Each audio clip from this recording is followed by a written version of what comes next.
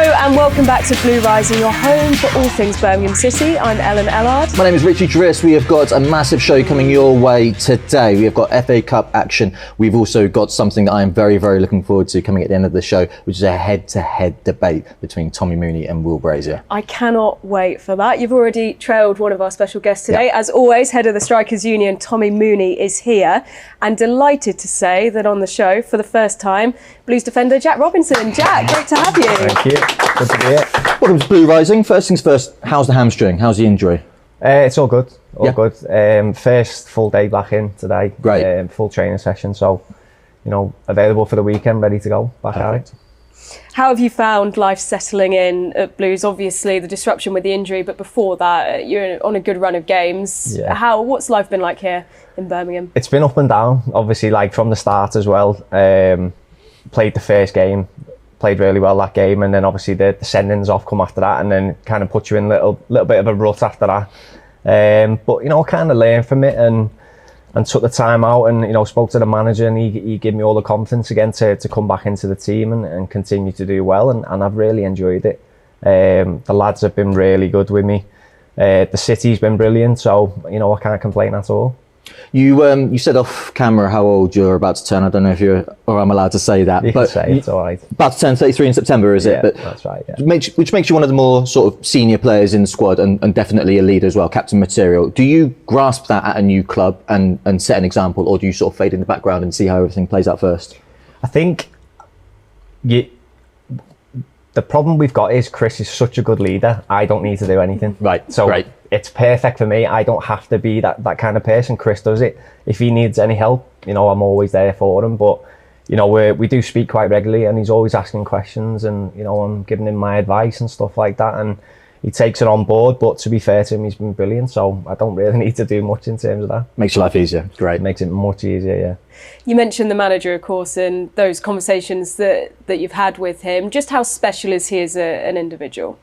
Yeah, he's been first class with me, like from the first day, even before the first day actually, because the phone calls I had with him previous, obviously coming to the club, was all really positive, and he's made me feel really welcome, and he's kept my confidence up as well, especially in those down times. He's always been really grateful for me being here and things I've done and the way I've played and stuff like that. So I can't speak highly enough of him.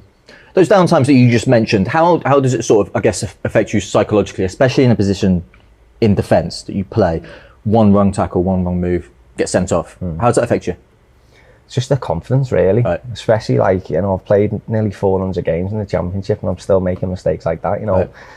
It happens, and it's how you bounce back. And I felt like I bounced back well from that, but it affects your confidence, and the only way you can really get over that is getting back on the pitch and trying not to make those mistakes. But as I say, it happens in football. You see it all the time. You see it at the top level, and you can't escape it at times. What were the lads like? Sorry, yeah, that's right. What were the lads like because it is tough when you come to a new club. You want to do everything right straight away, don't you? Yeah. And innocent mistakes happen, like you say. Yeah, exactly. How was the dressing room? The lads were really good, to be fair. Pat on the head, pat on the back if I need anything, they were there. So, credit to them for doing that. And yeah, there was nothing negative about it. They understood. Took a week's wage fine, which wasn't nice, but paid it. So we get over that, and then you learn the hard way at times like that. So yeah, but the lads were brilliant with me after obviously the second one as well was devastating for me. So you've been in promotion winning dressing rooms before. How does this one compare to your successful ones? It's very similar.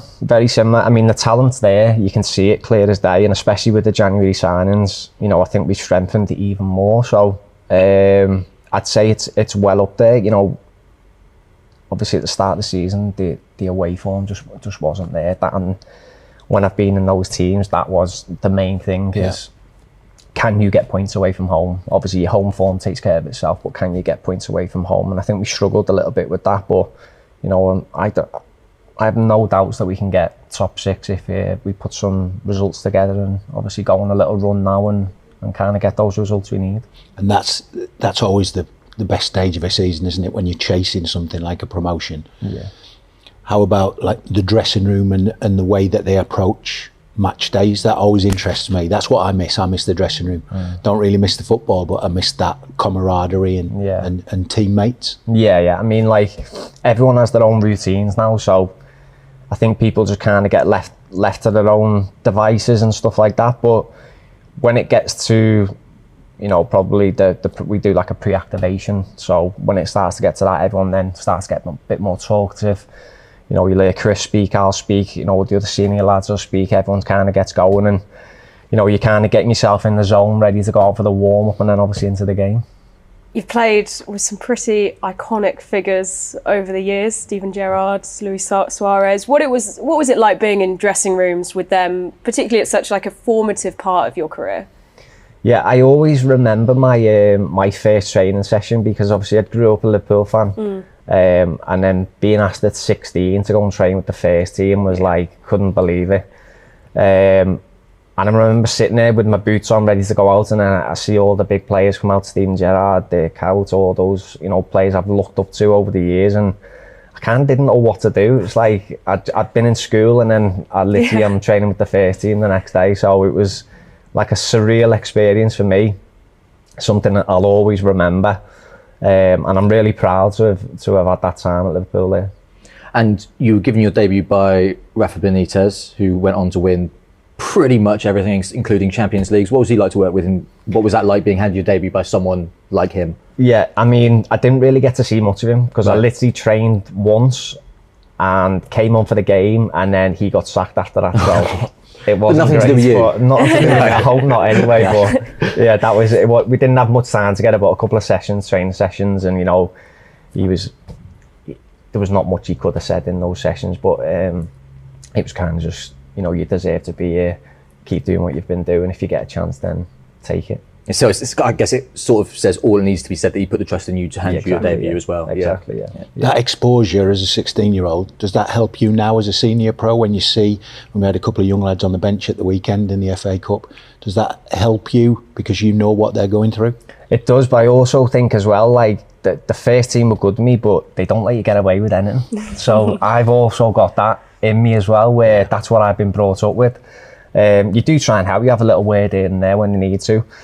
Especially it's more in the changing rooms before anything, because if you can see that, you know, they're a bit nervous, then a little chat with them just eases them right off. But yeah, like, I never got any less offs or anything like that. It was, even at 16 you were getting, you know, hounded and shouted at in training, so it can be a harsh place, the dressing room. Yeah, exactly. But I always felt the younger I was, when I wasn't your age, I was 18 in a first team dressing room, but it helps you feel part of it if you don't feel like they're making special decisions. You almost have to come to their level at the end of the day. So that's what it was, and they've got standards, they've got their training routines and stuff like that. So if you're slacking off, I think, you know, you're going to stand out, and you don't want to stand out in that way. You want to be stand out because you're a good player. So it's you've got to kind of just live up to the expectations, really. You mentioned, of course, the special squads that you've been part of, promotion-winning squads, and of course the team there at Liverpool. What makes this squad special and different? I think it's got a bit of everything. It's got that needle when you need it. It's got the talent there, and it's got a team spirit that you need to obviously go up in this league. And as I say, like, the change rooms is one of the best I've been in, especially with, obviously we've had people leave like Dykesy and obviously the other lads, and that's been tough, but even the new lads they brought in, they just fit in straight away, and you can tell it's just got that team spirit. So that's what you need most of all, really, as well, with the talents. And, you know, it's a hard working team, so they, you know, credit to themselves, because they've done really well, and they deserve everything that they get at the end of the season. And speaking of which, obviously we're pushing towards the end of what has been a historic season, 150th year, back in the Championship, of course, as well. What are your hopes for the end of the season? Personally, or for the team? Both. I think personally, just to get back in the team now, really. I know lads are on a good run, so it's up to me to perform in training. Obviously, the manager puts that trust in me, and if he doesn't, then I'll be there for the team and ready whenever they need. Obviously, you get injuries and suspensions at times, so just staying ready, really. And then obviously the goal for the team is to now push for the playoffs, get those playoff games, win the playoff games, and get to the final and win that. That's got to be the goal at the end of the day. Makes it sound easy when you say No, it does, doesn't it? It's not. It's not at all. Yeah, it's the Championship's a long slog. It's a tough league to get out of, but as I say, we've got everything there, so why not? And what about the supporters? The way St Andrews is a little bit different. We both played for Sheffield United. They're good there, yeah. But then it's not St Andrews at Knighthead Park, is it? No, they are loud, they are demanding, which is always tough. But you know, seeing the crowd and the atmosphere there, it just gives you a little buzz every week. So you know, as I say, like it's a surreal experience. It's good. And looking at the wider picture, I think a big part of the success in recent weeks is the impact of the January signings and how quickly they've adapted. What have you made of the investment on the whole, but particularly how well Knighthead have reacted in this January window to bolster the squad? Yeah, I mean, the amount of investment they've put in, you can clearly see where they want Birmingham in the future. With the stadium as well, the stadium's another big thing that they're obviously investing in the city as well. So they want big things, they expect big things, and it's kind of on the players now and the manager to try and give them those. You know, they're putting all the investment in. It's on us now to work hard and to repay that investment. Well, that is brilliant. It's great to hear. Best of luck, of course, for the rest of the season and the future as well. It's great to have you on the show with us. And also, thank you so much for coming in wearing trainers, because Tom has been ripping his hair out because of the sliders that the players are wearing. It's a nice one. No worries. Ripping my hair out. Wow. Not much left there. Top man, Jack, thank you so much for joining us. No worries, thank you. Now on to a huge occasion on Sunday, the FA Cup.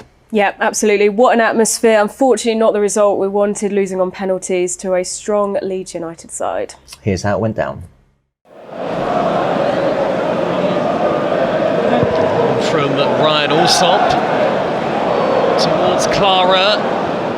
Taken down here by Stansfield. What an effort! What a save!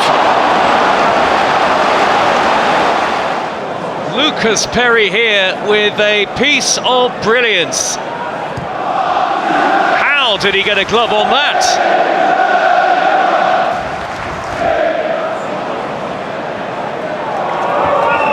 Goodmanson. Staff a long way out, but he's not shy of shooting, and wants to make the save. The save that you'd expect the goalkeeper to make. For Jacobiel. It's a good ball. Carlos Vicente is after it. Damari Gray arriving square. Damari Gray! Turned away by Lucas Perry. It's Birmingham who are continuing to provide the greater threat.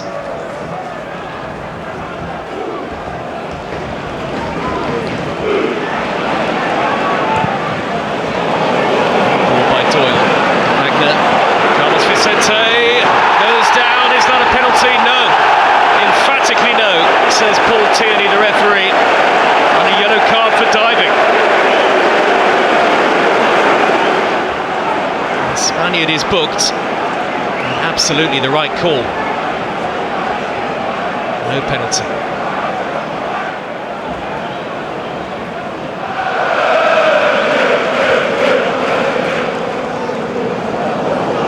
Played by Okafor. Now Mecha. What's he going to do from here?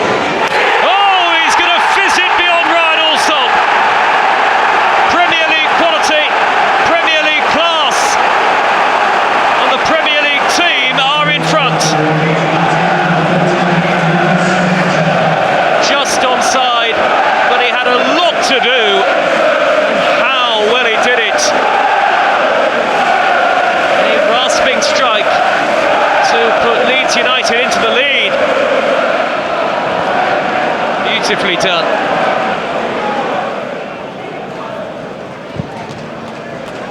So taking the direct route. Stansfield, Osman, look at that for footwork, it's gone behind, goal kick given, it should have been a corner kick, that's a great block by Bornell. Jacobiel, contact with it.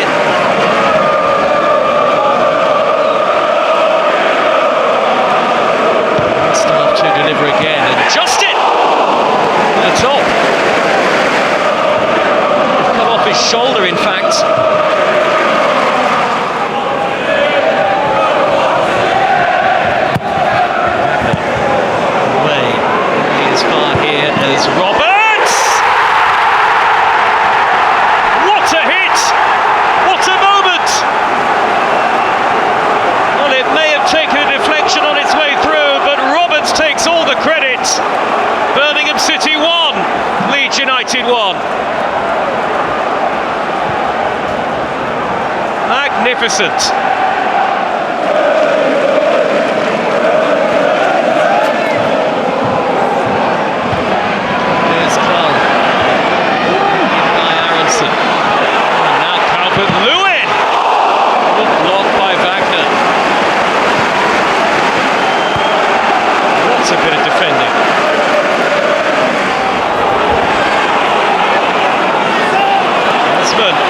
Could be in here, off the post, and Fujimoto denied.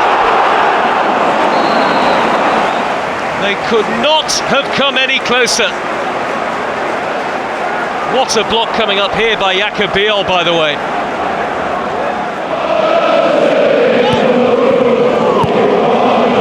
Looking for Calvert-Lewin, Piru's in the middle. Calvert-Lewin went for goal instead. There was the ball across to his fellow frontman. Decent save by Allsop.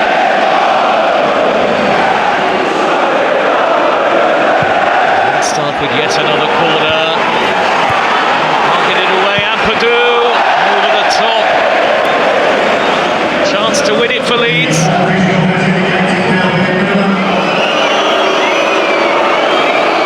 Tommy Doyle with a real pressure penalty, and Lucas Perry has saved it. Goalkeeper guesses right. Aronson, and he puts Leeds United 3-2 up. Patrick Roberts on that left foot. Oh, it's way over the bar. Is to win it. Sean Longstaff sends Leeds into the 5th round of the FA Cup. Job done for Daniel Farker and co. Absolutely immense stuff, and there's a lot more to be proud of after that match, all things considered, isn't there? I thought it was a fabulous performance. Thrilling end to get the equaliser that takes it to extra time. But for me, the biggest compliment that Leeds paid is the strength of the team they had. The bench was full of first team players, and bringing Ampadu on at half time, they had to do to change the game, because we bossed the first half, and I thought it was just a really good afternoon. Obviously a disappointing end, but I thought all of the players did everything that they could.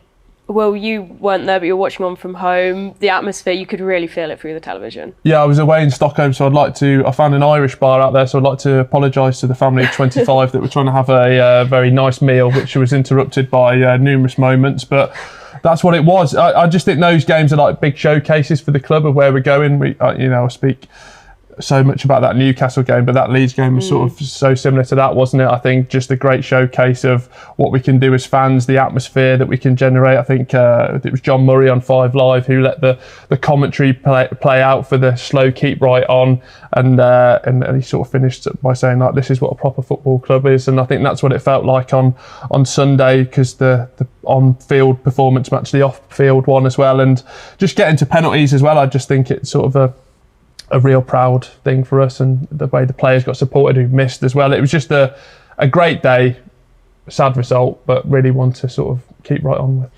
So really solid performance, unfortunately not to be in the FA Cup for Chris Davies' men. You've met someone recently though, Richie. You'll be keeping a very keen eye on proceedings as we head towards the end of the season. Yeah, absolutely. I went down to the Acox Green boxing gym recently to meet a true blue nose, and definitely one for the future of boxing and Birmingham City. It's Matt Williams.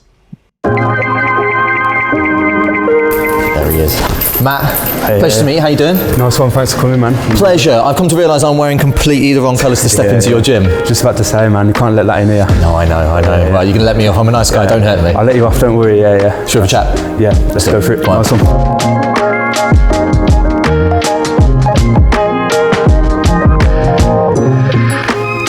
Right, Matt, let's take things back in time a little bit and let's discuss how you got into boxing in the first place, because obviously it's a combat sport and I would never make the mistake of stepping into the ring. So how did you get into it? So basically, like my uncle Chris, he's a big blues fan as well. He took me down to training. Yeah. And it just started from there, to be fair. Like I originally started just to lose weight, to be fair, and just stuff like that, but I just found love for it. Yeah. And over time I was just sparring and training. And when I turned 16, I had my first fight, and it was just like crazy. I just fell in love with fighting, fell in love with boxing. And since then to now, I've had 42 fights, amateur fights, and I'm on Team GB. So it's just, I've had everything I've wished for really, and having like Blues come down, giving me an interview and stuff like that, it's just like, it's like that childhood back then, that childhood dreams just come true really. And it's just crazy, like, and my Uncle Chris will be so proud now just seeing this, and it's just like great, to be fair. That's beautiful. I mean, you're only 21 years old and you've still got the world at your feet. What are your prospects? Because I mean, obviously, you're the national English amateur boxing champion, which is incredible at your age. So what are the prospects? You've got the Olympics in 2 years' time as well. Yeah, definitely. This year has just been, well, last year, 2025, has just been absolutely crazy. Like, I won the National Amateur Championships, which is like England's amateurs, like all of England amateurs. Amazing. I won that. And then I went on to Tri-Nations, so then I was best in the UK.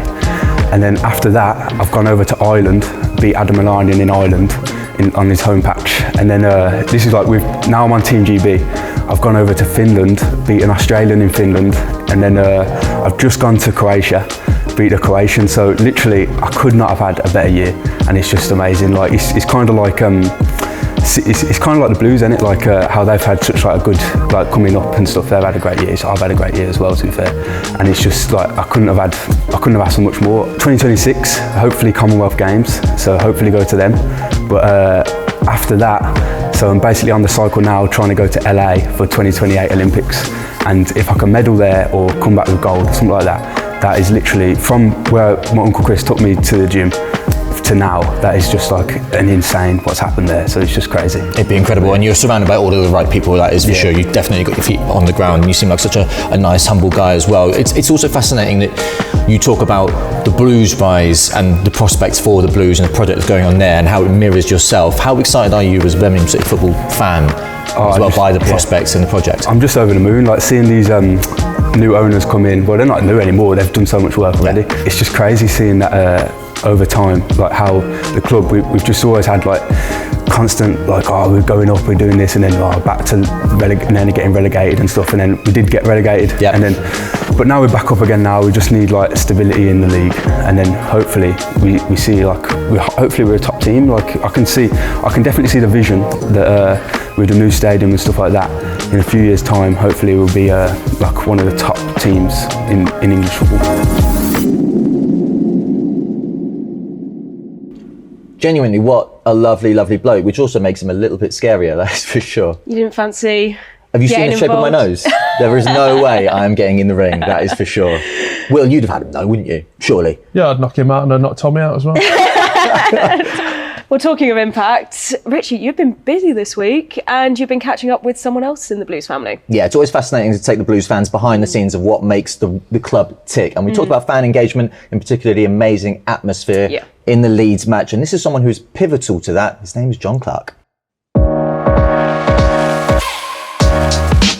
John Clark, it's great to have someone like yourself on Blue Rising who can take us behind the scenes at the operation at Birmingham City Football Club. So thank you for chatting to us. Tell us what a fan engagement officer does sort of day to day. Take us through it. I think the real focus of myself and my team and others is about how do we build our fan base. And so, the real focus there is saying we've got our existing fan bases, so how do we deepen engagement with them? So what are we doing with them to make them even more excited to come to games and watch content that we create? Then there's that second group, which are people and supporters who used to be in love with the club and with their team. They'd lost a little bit of the passion for it for a while, but now they're coming back. So how do we reignite their passion? And then there's thirdly is about those new audiences out there, and because it's very important that we grow our fan base, and that's going to come from people that find out about Birmingham City in different ways to the fan that's loved them all their lives. So we're really focused on that and creating experiences and moments and stories that brings them into the club. Now, you mentioned some of the fans who may have maybe lost their love for Birmingham City. Obviously, there's been a lot of ups and downs in the last decade. Of course there has, and the project is incredible at the moment. Definitely on the up. How would you say target them amongst the noise, so to speak? I think it's very important. When we first and Nighthead, and we're very, very lucky with the owners that we've got with Tom Wagner and team at Nighthead. They were very, right from day one, it was about ambition. And so creating ambition that's going to encourage people to want to get involved. And that ambition was about be a beacon of excellence for Birmingham on the global stage. And then part of that was sort of saying at the centre of everything we're going to do is the fan. So the fan, about the experience they have, bring people in, they talk about what's going on and encourage people, word of mouth, to come and be a part and see what's going on at Birmingham City. So the fan is at the centre of everything that we do for that ambition. And then there's 4 pillars. There's one, to be competitive on the pitch, men, women and academy. There's another thing which is improve the lives of hundreds of thousands of kids and young people in Birmingham City, which is what the work of the foundation does. The third area was about build a place that people can call home and be proud of, which St Andrews is today, but it wasn't 2-3 years ago. And then obviously with the powerhouse coming, that just takes us to another level. And then the fourth area is actually partner with organisations that want to do things differently and want to be part of our story, like the Nike undefeated sneaker launch recently. So if we get all those things going together, there's so many stories in there that we can build for existing fans we want to bring back in, and then also attracting new ones. You spoke about the Nike undefeated sneaker collaboration. I was on the ground, sort of. I saw you. I saw you. With that work of art in my hand, and the buzz around that product was unbelievable, and the real sense of everyone coming together for this incredible thing that a club like Birmingham has been able to accomplish. But let's take things a little bit broader. Obviously, 150th anniversary of this incredible club. Yeah. What have you implemented this season, to take advantage of the fact that it is such a monumental milestone? Yeah, I think it's halfway, well, 7 months into the 150th year, but the way we looked at that was, how do we bring lots of different things to life and moments to life that talk to all those different audiences. And so, if you go back, we coined the phrase "forever forward" as being the mantra. And then when we launched the first big sort of firework moment for the anniversary year, or the celebration year, was the launch of the first team home kit, and with the gold badge. But also the way we did that was the use of a stained glass window.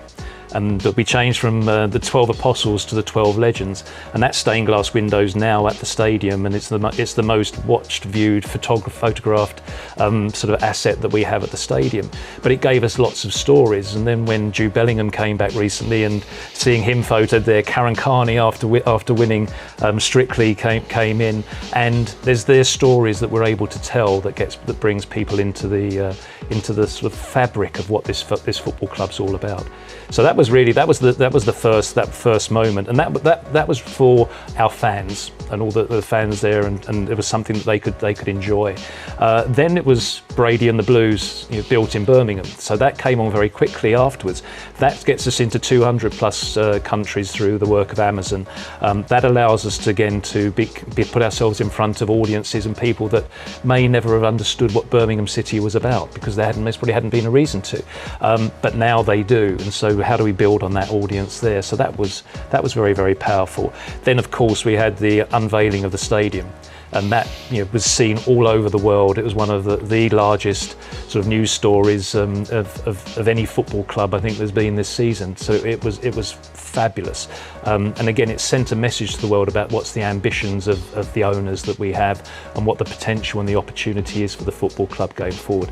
So then 2 days later we had Norwich 150th anniversary, the TIFO, very much for our fans, and about proud of what we're doing. We brought back generations of old footballers who had sort of worn the shirt with pride, but again that was really for lots of our core fans who just love everything that's going on. Then the sneaker, which was good for our fans, but also took us to another audience that may not be football lovers. Yeah. But it gave them the reason to think about Birmingham City, which they hadn't necessarily done before. So we're looking at these, we call them firework moments that wow our fans and also bring other people into the story, because we're interesting and we're culturally relevant. Well, always great to hear from people behind the scenes, particularly John, and see the increase in work, of course, that's going on with the fan engagement. Absolutely. So many amazing examples to pick from. Tommy, I think I want yours so far this season, please. So many examples on the pitch, but off the pitch. Watching Will Brazier carry that chair onto the pitch. I think it was the angle of the camera. Well, it was weird because you'd requested that angle, which is something that we didn't sort of talk about in production, but that was off the pitch and on the pitch, because it actually came from under the ground, and it had 3 days worth of rain on, which made it heavier. But obviously I'm wham and massive, so I got it on quite easily. You look like you've been carrying it for like 3 miles by the time you got to... It was hard, mate, but sometimes you have to do these things for the club. Yeah, you did well. Do it for the content, and it was worthwhile. Yeah, some would say that, yeah. Would you? In hindsight, yes, it was. It was an honour to carry that shed out onto that pitch, because that shed means a lot to a lot of people, and just great to see she's still doing well in her old age. Now, from the past to the future, as we take a look at the Academy in all things Blues news. Absolutely. We start with a massive congratulations to our skipper, Christoph Clara, and his partner at the birth of their first daughter. Always a very happy day when we welcome a new Blue nose to the family. Beautiful stuff, and also huge congratulations to Academy goalkeeper Max Pearce, who made his England debut at under 15 level in a 3-0 win against Cyprus. And the Duck is up for an award for his goal against Coventry. That is up for January Goal of the Month. Lily Crosthwaite has won the WSL2 Player of the Month award for January. Well deserved, many congratulations. And speaking of the women's team, Shelby Companies Limited has confirmed the purchase of Birmingham City Women's Football Club, along with a number of independent investors, including the one and only Karen Carney OBE and former WTA #1 Kim Clijsters. Now moving on to our Academy, as our under-18s took on Arsenal away from home, and this is how they got on.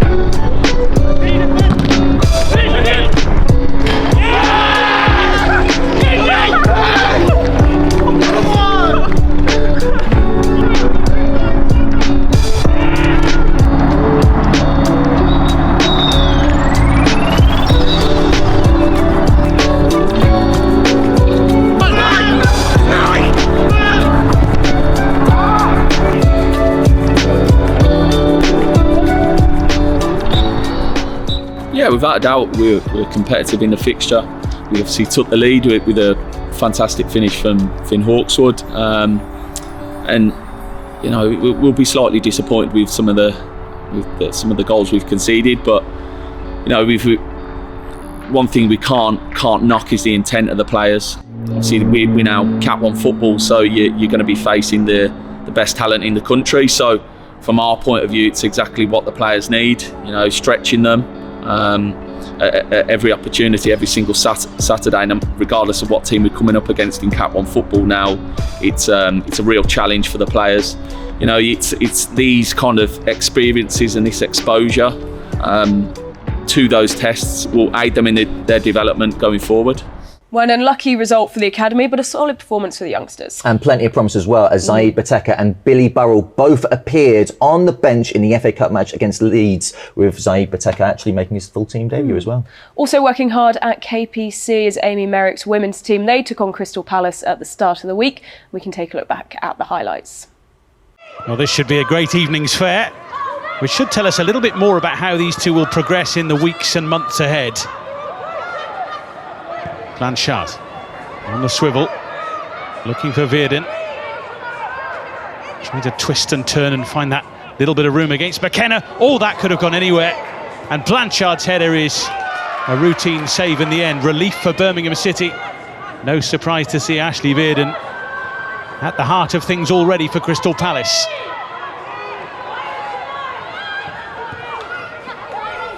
Lindstrom back to Leah Chukisari.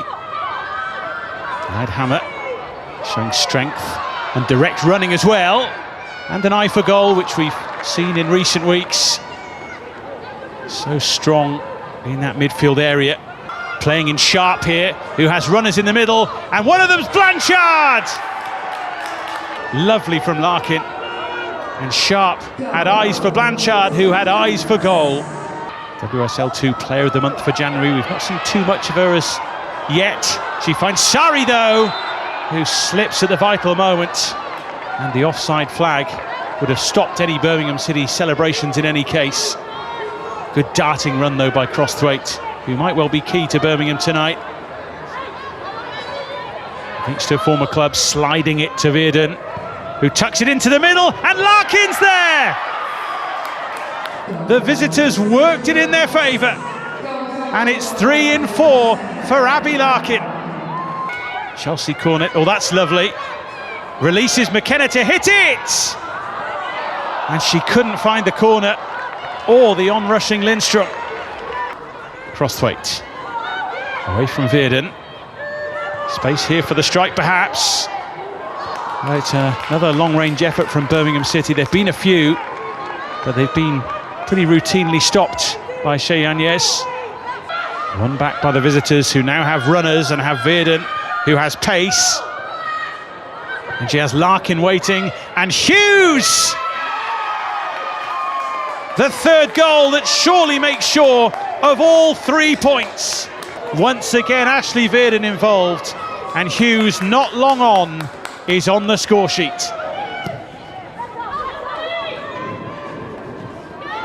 Crosthwaite, nicely calmed down by Swaby. Crosthwaite bit back there, and Palace want a free kick, but Birmingham City will go on, and Utre gets her goal.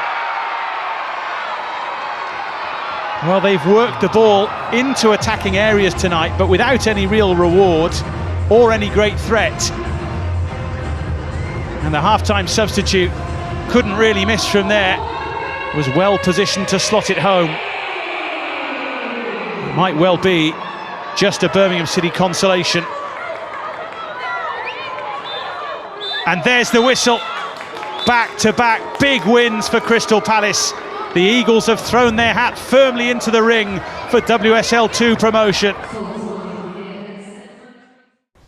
Well, Tommy, a disappointing result in the end for the women's side. Of course, it's a really tough time of the season. They do have a game in hand over Crystal Palace, who have now gone third. They're a point ahead of them.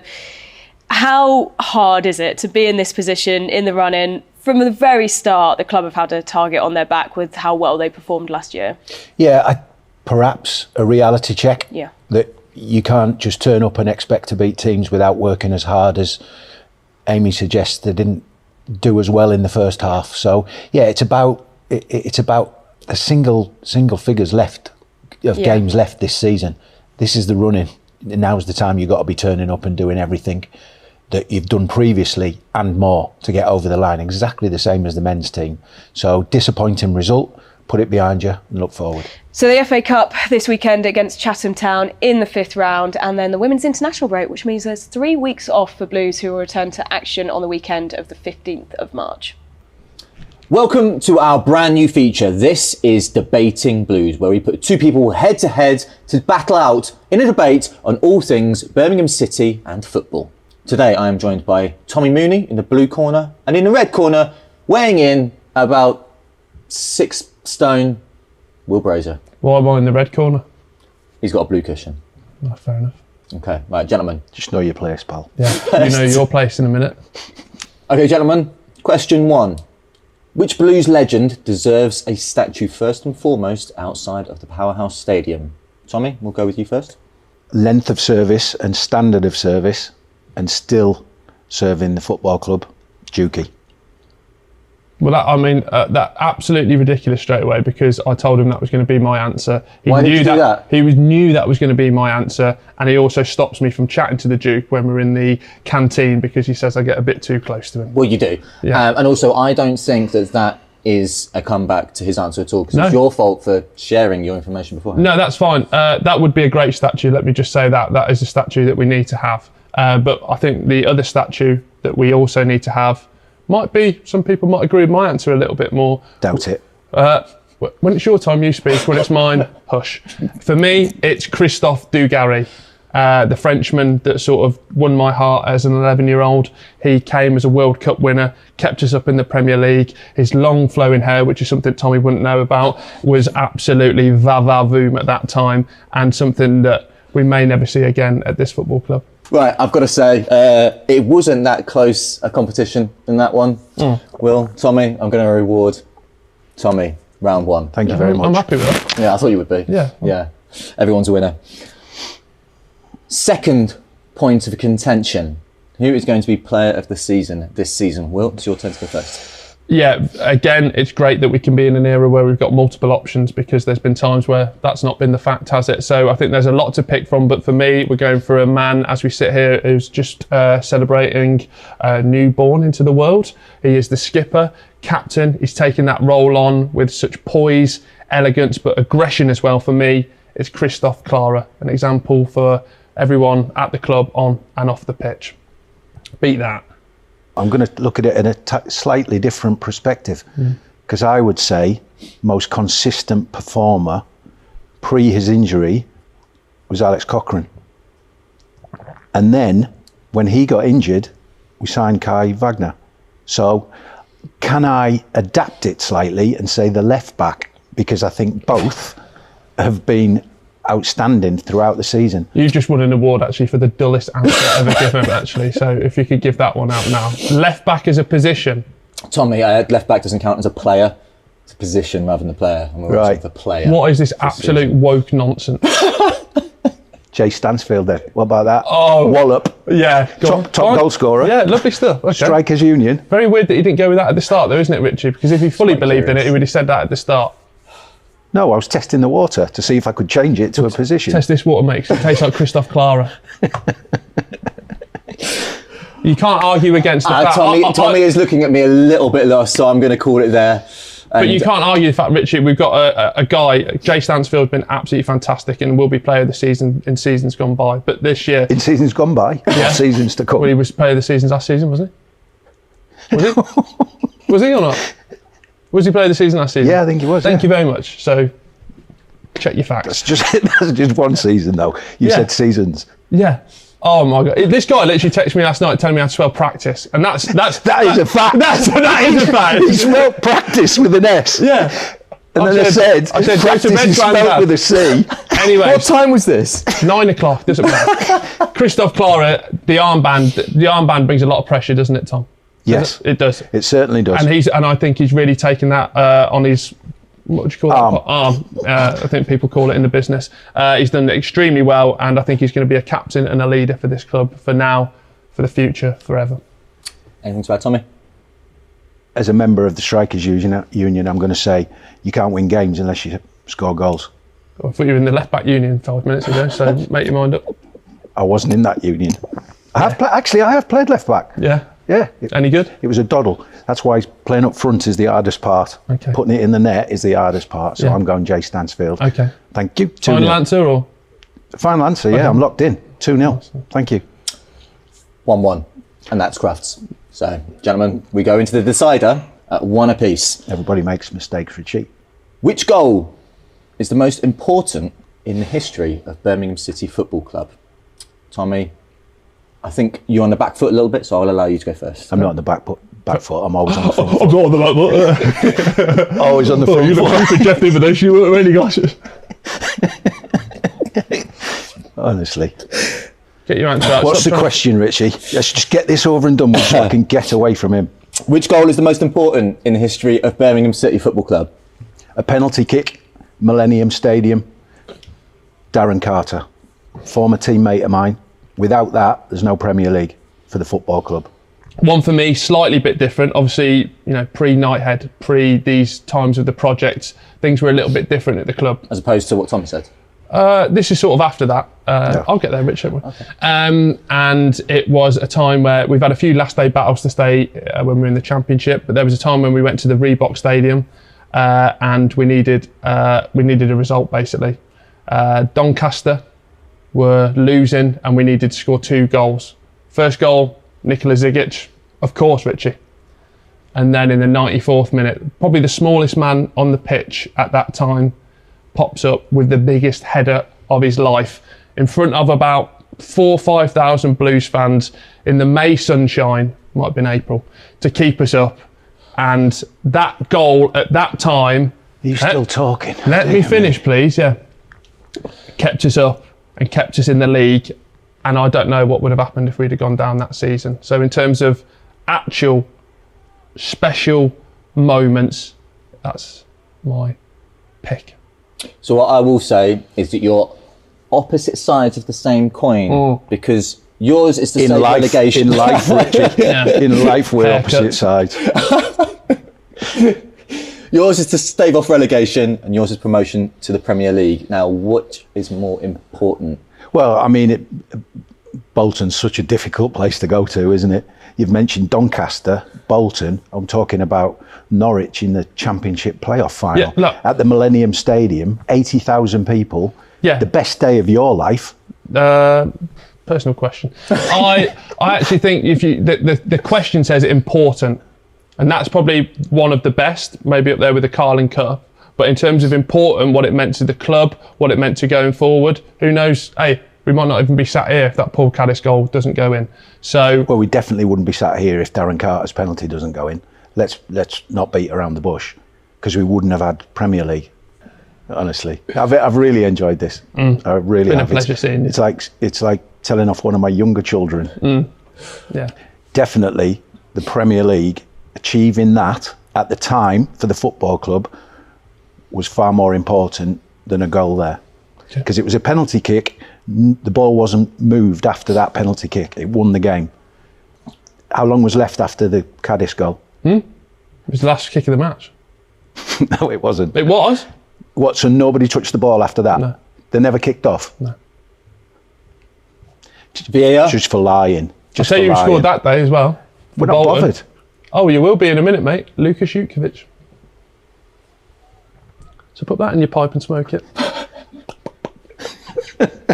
It's very good. He puts up a really good argument, but it's absolute tosh. Tommy, I'm awarding you the 2-1 win. Thank you. Good decision. Gentlemen, on behalf of Blue Rising, well played. Do you want to shake hands? Yeah, I'll shake hands, mate. We can all have a push in the ball. That was so funny. I was dying laughing. I'm lost for words. Watching the tears stream down your face during that was just excellent. I can't wait to watch it back. I know, what a way to end the show. Thank you so much to Tommy Mooney, Will Brazier for that incredible debate, and also to Jack Robinson coming in as well. We'll see you next time. Keep right on.